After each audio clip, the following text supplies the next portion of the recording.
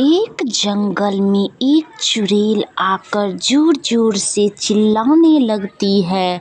कहती है, ये किसका जंगल है और तुम लोग कहाँ सब चल गए हो? बहुत यहाँ पर बदमाशी कर रहे हो।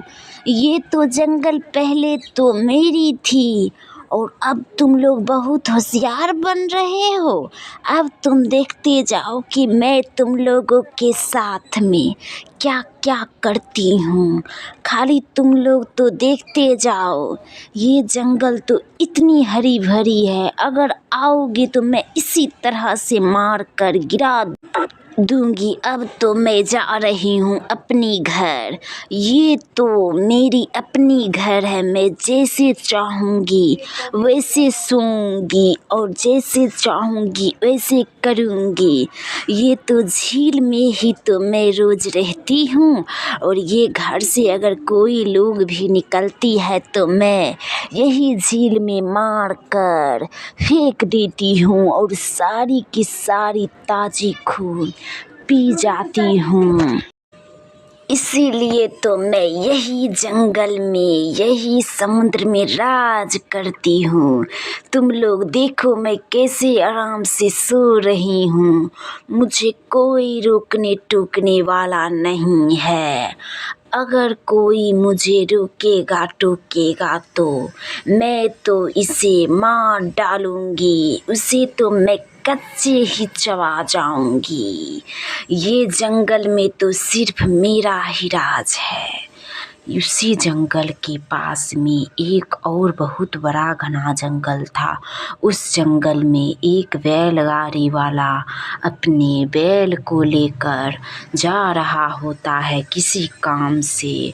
तभी वो जाते जाते एक और जंगल में घुस जाता है और बहुत सारी आवाज़ें सुनने के बाद ये बहुत चौकन्ना हो जाते हैं और बहुत घबरा जाते हैं। ये लड़का को तो कुछ पता नहीं था कि ये क्या हो रहा है। तभी ये लड़का बोलता है, अरे वाह, आज तो मेरा लगता है कि दिन ही खराब हो गया है।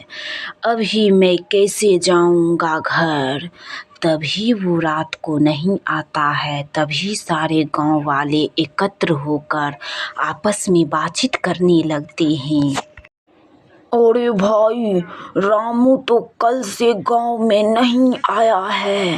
रात से ही गायब हो गया है। क्या होगा उसके साथ?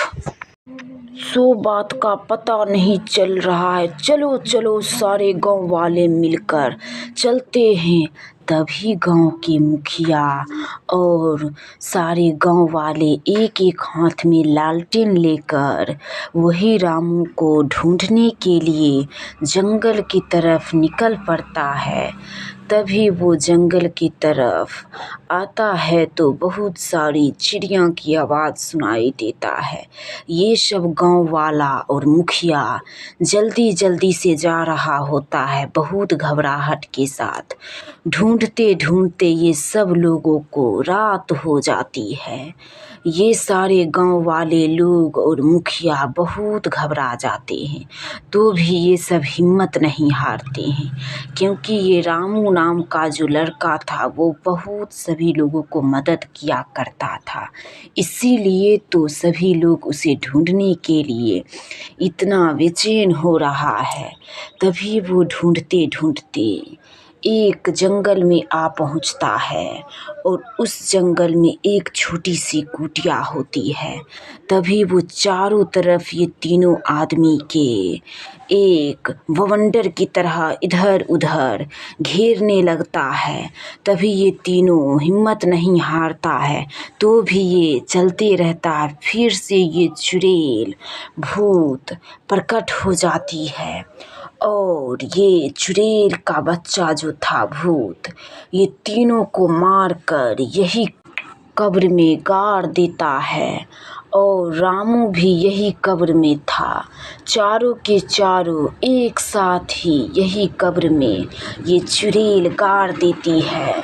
गांव वालों को तो कुछ पता नहीं चलती है। ये सभी गांव वाले तो यहीं आ गए थे, गांव की मुखिया और 2-3 लोग। तभी वो रात भर घर नहीं जाते हैं, जिससे कि सभी लोग गांव में घबरा जाते हैं।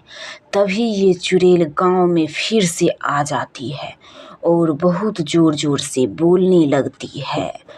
अरे गांव वाले, बहुत होशियार बन रहे थे ना, अब तो तुम लोगों को मैं ताजे ताजे खून पी चुकी हूँ और मैं अब और शक्तिशाली हो गई हूँ।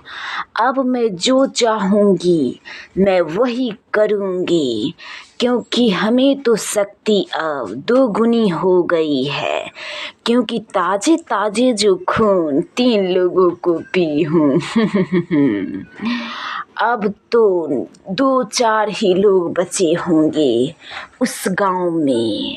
अब तो उस गांव में भी मैं ऐसी तरह से राज करूंगी। मेरा तो आजकल तो दिन ही बना हुआ है। अब तो मैं सभी लोगों को तबाह करके रख दूंगी। मेरे जो बेटा सभी लोगों को मार कर जो लाया था, मैं दोनों मिलकर 4 लोगों का खून पी चुकी थी और इसी तरह सोकर आराम कर रही हूँ। अब गांव वाले तुम लोग क्या करोगी?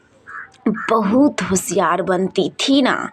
अब तुम लोग देखते जाओ, जाओ उस कब्र में देखो कि कौन कौन लोग हैं। अब तो मैं तो राज कर रही हूँ जंगल में भी और गांव में भी। किसी को हिम्मत है तो आओ। तभी 2-3 गो जो गांव में लोग बचे हुए थे, सभी लोगों को पता चल जाता है। तभी ये 4-5 एक-एक हाथ में आग का लाठी लेकर चल पड़ता है जंगल के तरफ। और आज तो ये सारे गांव वाले सोच कर ही निकलते हैं कि उस चुड़ैल और भूत को तो मैं हड्डी पसली तोड़ दूंगा। मेरे गांव के मुखिया को और 5-6 लोगों को ये चुड़ैल मार चुकी है। इस चुड़ैल को तो मैं अब जिंदा नहीं छोड़ूंगा। अब तू चुड़ैल निकल बाहर, तू देखते जाओ कि मैं अब क्या करता हूँ। ये कुटिया चुड़ैल का ही है क्या? तभी वो कुटिया में आग लगाकर जंगल में आ जाता है और जोर जोर से हल्ला करने लगता है। तभी एक लोग बारी बारी से समझते हैं कि क्यों मैं एक साथ जाऊंगा। एक एक करके मैं चुड़ैल को बुलाकर और चुड़ैल को यहीं कब्र में, यही जंगल में दफन कर दूंगा। चुड़ैल कहाँ हो? तुम बाहर निकलो, अब तुम्हें तो खैर नहीं। तभी वो एक जंगल से दूसरे जंगल में आ जाता है और जंगल को ही जलाने लगता है। ये तो समझता है कि उस जंगल को मैं तबाह कर दिया था, अब वो जंगल को भी तबाह कर दूंगी। ये किसका कब्र है? तभी वो देखता है एक छोटी सी बच्चे का हड्डी पसली यहीं पे फेंका हुआ था। तभी ये आश्चर्यजनक होकर देखने लगता है और वही आग के गोले से सभी जगह आग लगाने लगता है। वही जो महल थी, वही महल में आग लगाने लगता है और यही हड्डी पसली बच्चे को देखने लगता है।